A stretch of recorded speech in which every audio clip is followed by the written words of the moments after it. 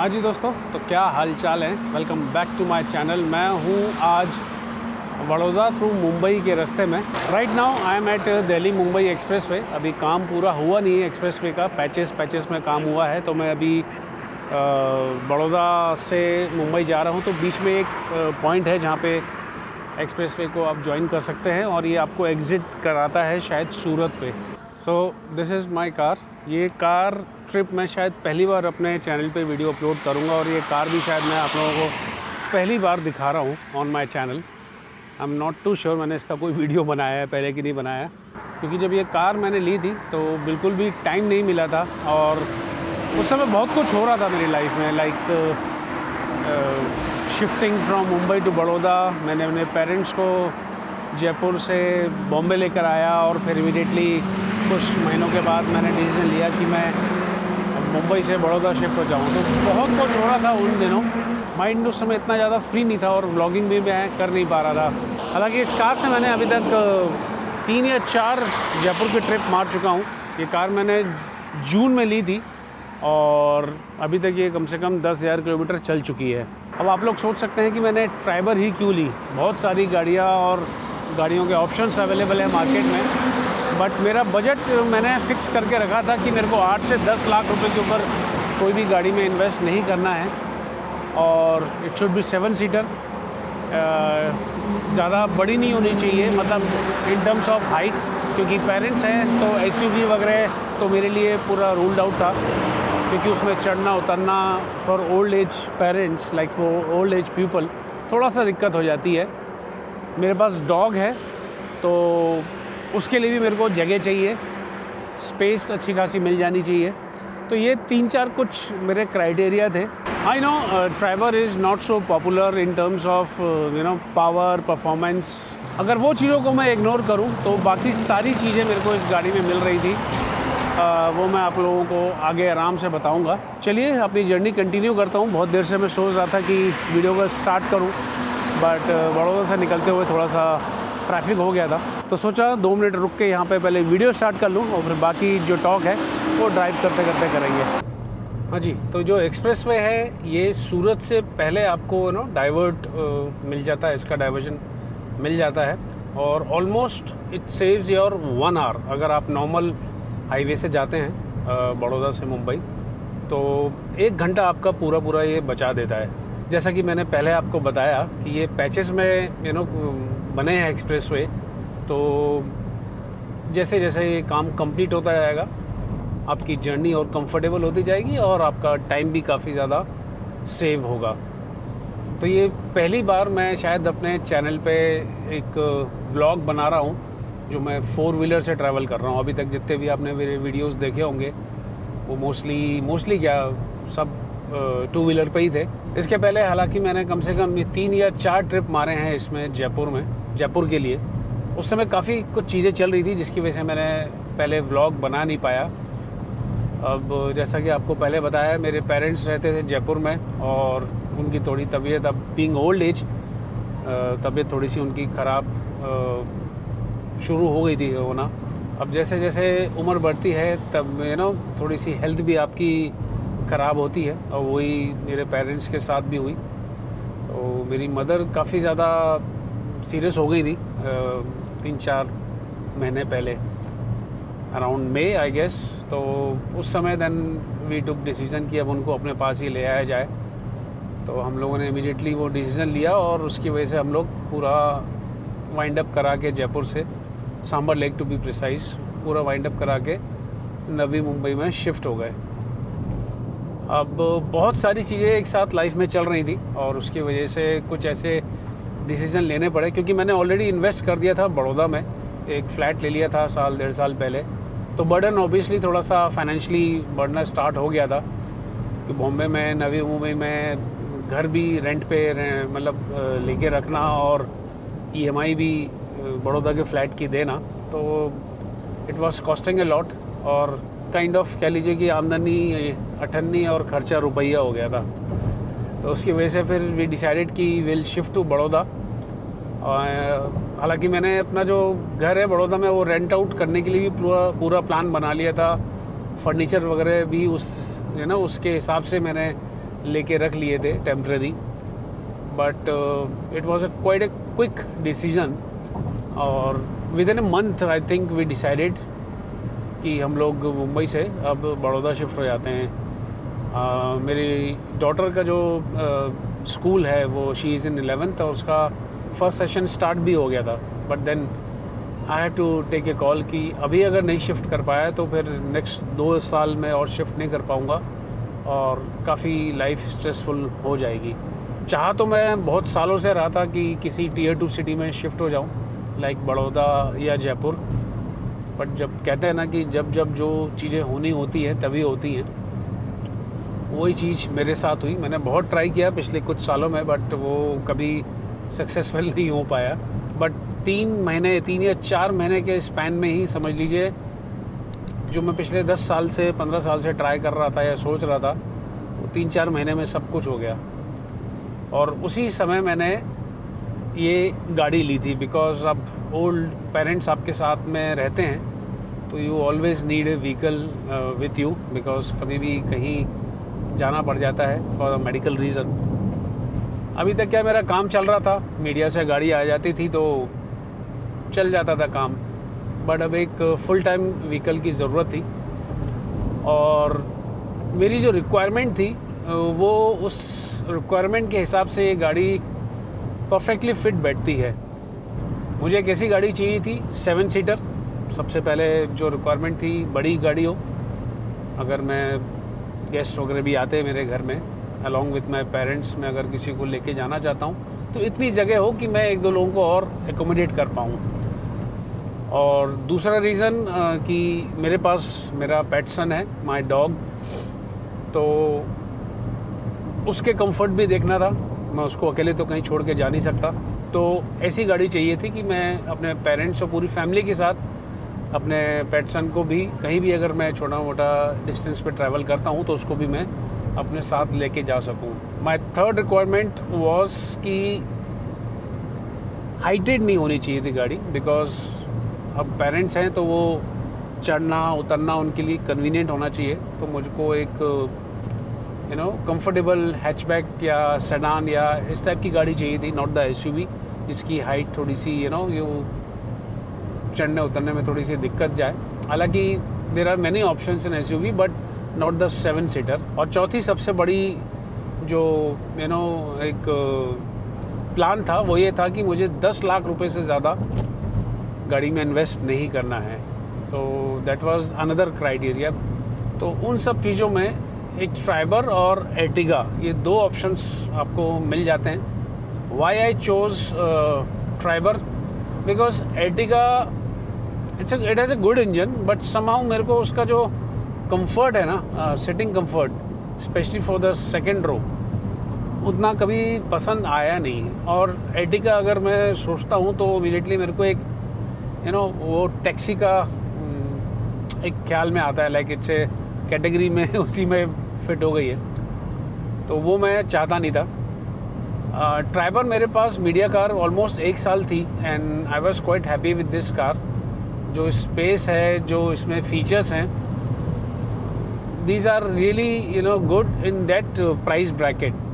अगर मैं जिस प्राइस की मैं बात कर रहा हूँ 9 से 10 लाख रुपए में, 8.5 लाख रुपए की ये एक शोरूम प्राइस है इसका ऑटोमेटिक वर्जन, 8.5-9 लाख के आसपास। और ये on road with all discount and everything मुझे पड़ी थी 9.5 लाख में। हाँ, एक चीज़ और जो मेरी रिक्वायरमेंट और क्राइटेरिया में था, ऑटोमेटिक, क्योंकि इतने सालों तक मैंने गियर वाली गाड़ी ही चलाई है और वही मैंने रखी थी। बट जिस हिसाब से ट्रैफिक बढ़ता जा रहा है और जिस हिसाब से लोग अब बाहर निकलना स्टार्ट कर दिए हैं, long distance travel, short distance travel, अब ट्रैफिक बहुत ज़्यादा हो जाता है and I am fed up of changing gears. और वो क्लच व्लच का मेरे को कोई भी पंगा या झंझट नहीं चाहिए था, तो वो भी एक अनदर रिक्वायरमेंट थी कि it should be automatic.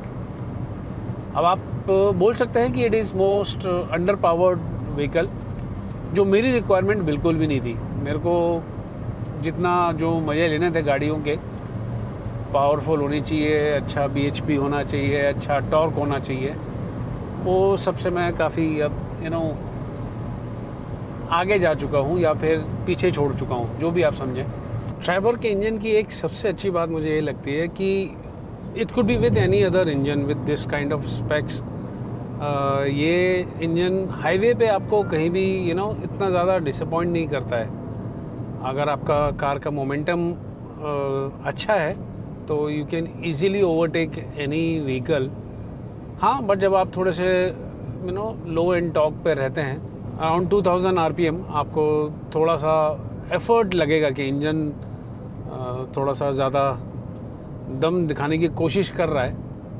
But अगर if you are at good momentum, आपका 2500-3000 RPM के ऊपर अगर आप व्हीकल चला रहे हैं, एंड इट्स क्वाइट ईजी। मतलब इसका एकदम से कैरेक्टर बदल जाता है, बिहेवियर एकदम से चेंज हो जाता है। And this is what I started liking about this car.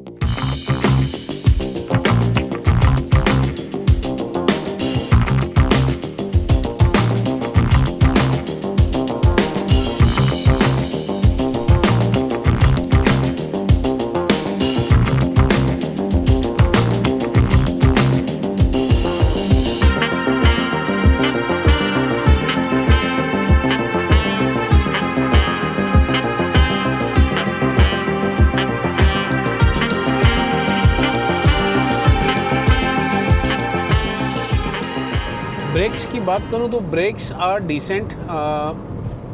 कई बार थोड़ा सा आपको उतना कॉन्फिडेंस नहीं देंगे, खासकर इमरजेंसी ब्रेकिंग में।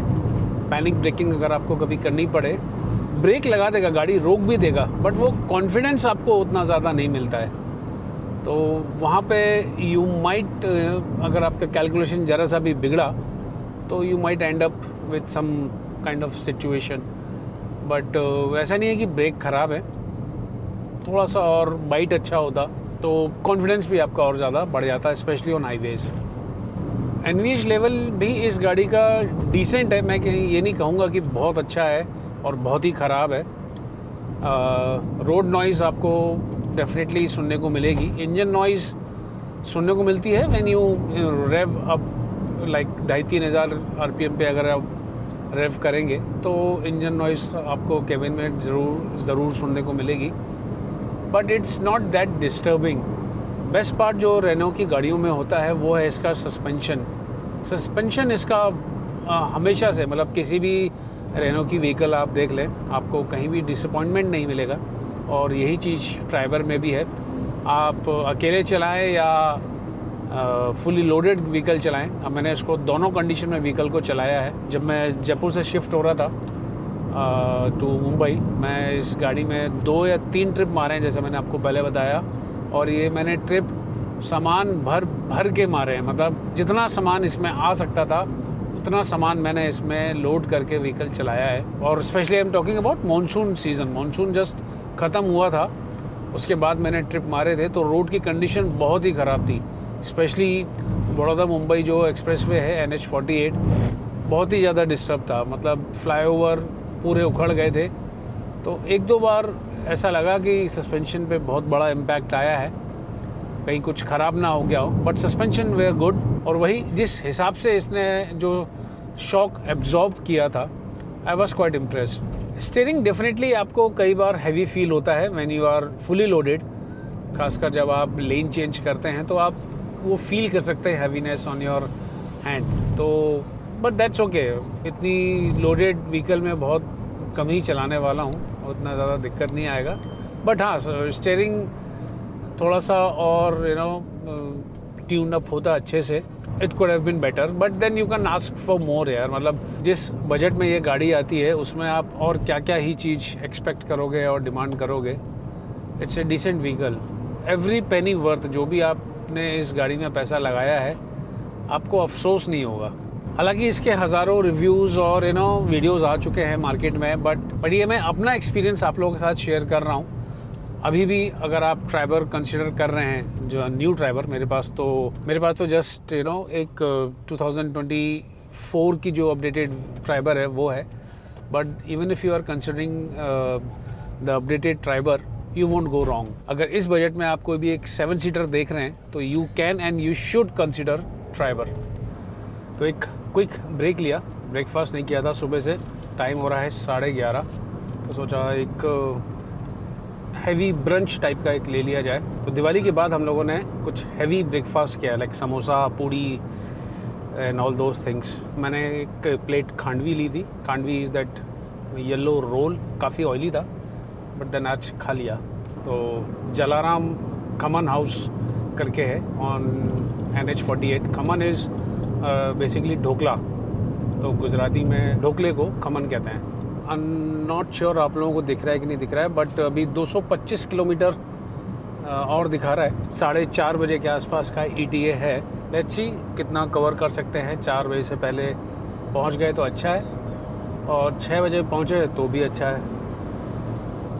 तो ऐसा कोई मेरे को रश नहीं है कि बहुत एक पर्टिकुलर टाइम पे पहुंचना है, बट हाँ, I will try to reach before 5 o'clock, क्योंकि घोड़बंदर रोड पे अगर ट्रैफिक बढ़ गया, वैसे तो छुट्टी का टाइम चल रहा है बट स्टिल ऑफिस रश थोड़ा बहुत तो रहेगा। यही छोटी छोटी जगह है जहाँ पे ट्रैफिक बिल्डअप हो जाता है, इस वजह से यहाँ पे रोड का कंस्ट्रक्शन चल रहा है। ये जाम काफ़ी भारी पड़ जाते हैं कई बार, और ये आगे और 2-3 जगह मिलेंगे आई एम श्योर। जैसे जैसे महाराष्ट्र बॉर्डर पास आते जाएगा, इस टाइप का जैम थोड़े से और बिल्डअप होना स्टार्ट हो जाएंगे। सबसे ज़्यादा दिक्कत आएगी घोड़बंदर रोड पे। ये देख रहे हैं आप जैम, यही चीज़ मैं आपको पहले बता रहा था। जैसे जैसे बॉम्बे के करीब पहुंचता जाऊंगा और ट्रैफिक बिल्डअप होता जाएगा, और ये मैं हमेशा फेस करता हूँ। मेरे को कई बार मतलब ऑन दैट साइड मेरे को बाइक निकालने की भी कई बार जगह नहीं मिलती है, मेरे को अपोजिट डायरेक्शन से आना पड़ता है। तो it is so much crowded on weekdays. और ये आगे जैम मनोर के पहले, मतलब मनोर के बाद और मिलेगा। अभी देखिए यहाँ पे 154 किलोमीटर है, बट ऑलमोस्ट 4 घंटे का टाइम दिखा रहा है। ये हाल है ट्रैफिक का यहाँ पे। तो अभी मैं एक शॉर्ट ब्रेक लिया है दोबारा। अहूरा है ये जगह, यहाँ पे बन मस्का और कीमा पाव काफ़ी ज़्यादा फेमस है। अब एक चीज़ और आप लोगों के साथ मैं शेयर करना चाहता था, वो है इसका बूट स्पेस। अगर मैं पीछे की सीट निकाल देता हूँ तो इस तरीके का बूट स्पेस मिलता है। डोंट माइंड, मेरा अभी लगेज काफ़ी फैला हुआ है। ये सब सूटकेस हैं, खाली हैं, उनको सामान भर के लेकर आना है। और ये जो सारा सामान आप देख रहे हैं, ये मुझे अपने रिलेटिव के यहाँ जहाँ रुक रहा हूँ वहाँ जाकर देंगे। ताज़ी ताज़ी सब्जियाँ हैं, रास्ते में मिली थी खेतों से, तो वो ले ली हैं। और ये कुछ कैंपिंग का स्टफ़ है, क्योंकि कल मेरा प्लान है कैंपिंग करने का। ये एक चीज़ काफ़ी मुझे ट्राइबर की अच्छी लगती है।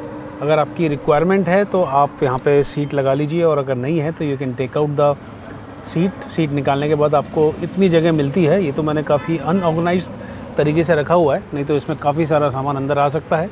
और ये दोनों सीट्स भी आगे अगर फ्लैट कर दें तो बहुत अच्छा खासा सामान आ सकता है, और आप एक्चुअली कैंपिंग के लिए जा सकते हैं। अगर आपके पास टेंट नहीं है तो आप गाड़ी में ही गद्दा लगा के आराम से सो सकते हैं। प्रैक्टिकलिटी जो आपको 7 सीटर में मिलती है ट्राइबर में, वो आपको इसमें भी ज़रूर मिलेगी। अभी सब चीज़ें आपने काफ़ी देख चुकी होंगे पहले, बट आज क्योंकि मैं पहली बार वीडियो बना रहा हूँ तो मैं अपने पॉइंट ऑफ व्यू से आपके साथ ये अपना पॉइंट ऑफ व्यू शेयर कर रहा हूँ। तो अहूरा आने के बाद थोड़ी बहुत शॉपिंग तो बनती है। मैंने लिया है यहाँ से, देखिए पूरा सामान है ना भरा पड़ा है, बहुत अनऑर्गेनाइज तरीके से, क्योंकि सुबह सुबह जल्दी निकले थे तो जो जहाँ जगह मिली वहाँ डाल दिया। तो ये बन्स ले लिए। बन मस्का यहाँ का काफ़ी फेमस है जैसा मैंने बताया, बट मैंने केवल बन लिए हैं क्योंकि थोड़े फ्रेश रहेंगे। घर जाके इसमें बटर लगा के बन मस्का खाएंगे। और यहाँ पे ये मिलती है फज कुकी, ये बच्चों को बहुत पसंद है, सो बॉट कपल ऑफ देम। ये लोग जो बटर लगाते हैं ना बन मस्का में, ये भी अमूल का ही बटर लगाते हैं। तो आप लोग अगर कभी भी अहूरा के पास से निकलें तो डोंट मिस दिस, क्योंकि ऐसा टेस्ट बन मस्का का आपको कहीं नहीं मिलेगा मेरे भाई, कहीं नहीं। And I love it. तो ये है वो मस्का पाव जिसकी मैं बात कर रहा था। हालांकि अगर मैं पाव लेता हूँ तो केवल 15 रुपये का पाव आता है, बटर लगा के अराउंड 52 का ये लोग बेचते हैं। It's not about the money, it's about the taste. जो टेस्ट और जो मज़ा आपको मस्का पाव का यहाँ मिलेगा ना, बन मस्का जिसे बोलते हैं, मतलब मुंह में रखते ही है ना मेल्ट हो जाता है।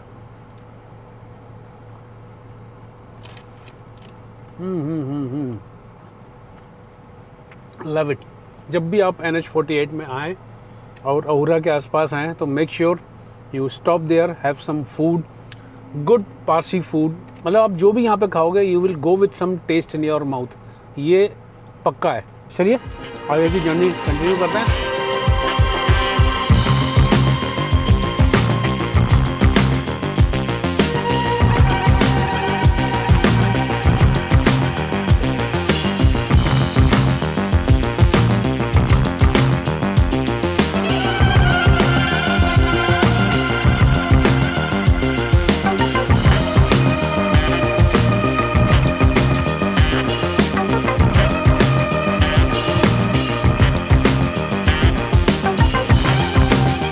अब एक चीज़ और जो आप लोगों को ध्यान रखना चाहिए जब भी आप नेशनल हाईवे पे चलते हैं, मेरी रनिंग काफ़ी ज़्यादा है तो मैंने एनुअल पास ले लिया था जिस दिन ये इंट्रोड्यूस हुआ था, आई थिंक 15 अगस्त, नहीं उसके बाद आई थिंक, या व्हेनेवर जब भी मैं ये चालू हुआ था मैंने उसी समय ये राजमार्ग यात्रा ऐप है, वहाँ से आप इसका जो एनुअल पास है वो आप ले सकते हैं, वो मैंने लिया हुआ है और उसकी वजह से काफ़ी जल्दी एक्सेसिबिलिटी आपकी मिल जाती है, आपको इतना ज़्यादा वेटिंग टाइम नहीं मिलता है। देखिए फटाफट ये हो गया और convenient, it definitely adds to your convenience.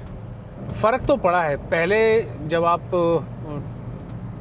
आप चला करते होंगे या फिर आपने हाईवे पे ट्रैवल किया होगा तब आपने पहले काफ़ी देखा होगा, स्पेशली मैंने काफ़ी नोटिस किया है NH48 पे स्पेसिफिकली, क्योंकि ये जो हाईवे है मैं सबसे ज़्यादा ट्रैवल करता हूँ। मुंबई जयपुर 2 साल में एक बार, मतलब साल में 2 बार तो जाना ही पड़ता है और बड़ौदा भी आता रहता हूँ। तो NH48 में जब भी पहले आता था तो फास्टैग इतनी जल्दी रिस्पॉन्ड नहीं करते थे और उसकी वजह से लाइन लग जाती थी और उस समय शायद लोगों ने फास्टैग इतना ज़्यादा लगाया भी नहीं था। अब ज़्यादातर अब गाड़ियों में फास्टैग बाय डिफ़ॉल्ट आने लगा है, जब भी आप नई गाड़ी लेते हैं तो अब वो फास्टैग के साथ ही वो आती है, तो अब उसकी वजह से भी थोड़ा सा एक फ़र्क पड़ा है। बट ओवरऑल अगर आप देखें तो अब फास्टैग का जो रिस्पॉन्स है वो बहुत ज़्यादा क्विक हो गया है as compared to earlier. Maybe they have upgraded the servers also, क्योंकि पहले फास्टैग में काफ़ी टाइम लग जाता था और काफ़ी ज़्यादा गाड़ियाँ मतलब लाइनअप लग जाता था, काफ़ी लंबा जैम लग जाता था। अब वो चीज़ ज़्यादा नोटिस नहीं होता है और मेरे जैसे ट्रैवलर को, जहाँ जब मैं मतलब काफ़ी ज़्यादा मेरा हाईवे रन है, ये जो एनुअल पास है फास्टैग का ये काफ़ी हेल्पफुल है। If you are thinking of getting annual pass, Raj Yatra app is something you have to download और आपका जो फास्टैग नंबर है उसके कुछ कोड रहता है वो और आपका गाड़ी का नंबर आप उस ऐप में जैसे ही फीड करोगे और पेमेंट करने के बाद 3000 रुपीज़ उसका पेमेंट है, पेमेंट करने के बाद आपका जो एनुअल पास है वो इमीडिएटली एक्टिवेट हो जाता है और उसका अपडेट भी आपको SMS के थ्रू और ऐप में ही आपका अपडेट आते रहेगा जैसे जैसे आप जो भी टोल क्रॉस करोगे। इट्स आई थिंक 300 विज़िट रहते हैं, 300 टोल रहते हैं, ऐसा कुछ है। तो वो काउंटडाउन उसका मतलब शुरू हो जाएगा, जैसे जैसे आप टोल क्रॉस करोगे उतने वो टोल माइनस करते जाएगा। तो आपकी अकाउंटेबिलिटी भी आपके हाथ में है, बहुत जल्दी से आप एक्सेस कर सकते हो। मतलब आपके पास हिस्ट्री भी है, ऐसा नहीं है कि SMS आया कहीं उड़ गया तो आपको पता नहीं है आपने कब किया था क्या किया था। तो ऐप में आप पूरा कीप एन अकाउंट, आपका अकाउंट पूरा अपडेटेड रहेगा और आप you can check out your history, आप कब कहाँ कैसे टोल कटा, कौन से मतलब टोल से आप क्रॉस हुए हैं। तो number of tolls you cross, number of toll it gets cut, उतना नंबर ऑफ़ टोल वो कट होते जाता है। ये जो पर्टिकुलर पैच है ना, जो मुंबई आने से पहले जब आता है, थोड़ा सा घाट सेक्शन, बाइक पे तो मेरी स्पीड अच्छी खासी तेज़ हो जाती है, कार में भी अच्छी खासी स्पीड हो, तेज़ ही है, मतलब अभी इसको तेज़ तो नहीं बोलूँगा, 80 पे चल रहा हूँ, ऑलमोस्ट 80 पे हूँ। बट अभी यहीं अगर बाइक पे होता तो कम से कम 125-130 तो हमेशा रहता ही रहता है यहाँ पर। बाइक में अलग ही मज़ा है यार, कुछ भी कर लो। मेरे लिए तो जितना ज़्यादा मैं कार में ट्रैवल करता हूँ ना, मेरे बैक एक ज़्यादा होता है, मतलब ऐसे बस बैठे रहो पागलों की तरह, bike is something I enjoy, और असली मज़ा ट्रैवल करने का बाइक में ही है यार। मोटरसाइकिल में जो मज़ा है वो कार में नहीं है। हाँ जी, तो अभी टाइम हो रहा है 2:45 और मैं ऑलमोस्ट मुंबई टच डाउन कर चुका हूँ। फाउंटेन से पहले जो क्रीक का जो पार्ट आता है वहाँ पे जो यूजुअल ट्रैफिक जाम रहता है वो आज भी है, और उसकी वजह से ये देख रहे हैं आप, केवल 50 किलोमीटर का डिस्टेंस है बट कम से कम 2.5 घंटे। इमेजिन।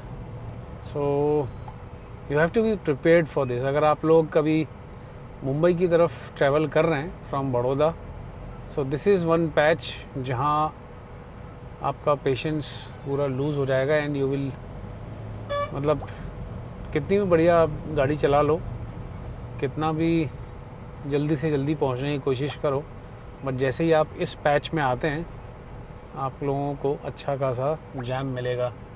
अभी जो है माइलेज आप देख रहे हैं 14.6, बीच में अप्रॉक्सीमेटली 15.8 तक पहुंच गया था, बट जैसा कि आपने देखा होगा कि ट्रैफिक जैम और जिस हिसाब से ट्रैफिक था वापस बेचारा 14-15 की रेंज में आ गया। सो इस रोड में NH48 अगर आप बड़ौदा मुंबई कर रहे हैं, जहाँ मुंबई बड़ौदा कर रहे हैं, तो this is the normal average you will get. हाँ, इससे थोड़ा सा और अगर जर्नी थोड़ी सी बढ़ जाती, कार को या व्हीकल को अगर थोड़ा सा और टाइम मिल जाता, तो एवरेज 16-17 आराम से अचीव कर लेती है ये। मतलब मुंबई भी मैंने इसको 18 तक मैक्सिमम जो एवरेज है ओवरऑल वो मैंने अचीव किया है, और जो मैक्सिमम एवरेज मुझे इसमें मिला है 22-23 के आसपास इसमें मिला है। That's the mileage update for you guys.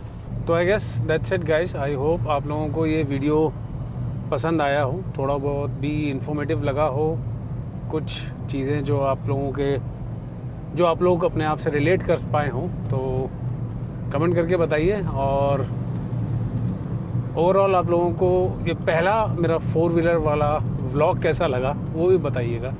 और अभी तक आप अगर ये वीडियो देख रहे हैं तो इस चैनल को सब्सक्राइब ज़रूर कर लीजिएगा, और अपने दोस्तों के साथ इस वीडियो को शेयर कीजिए, और हो सके तो इस वीडियो को लाइक कर दीजिए। It matters a lot.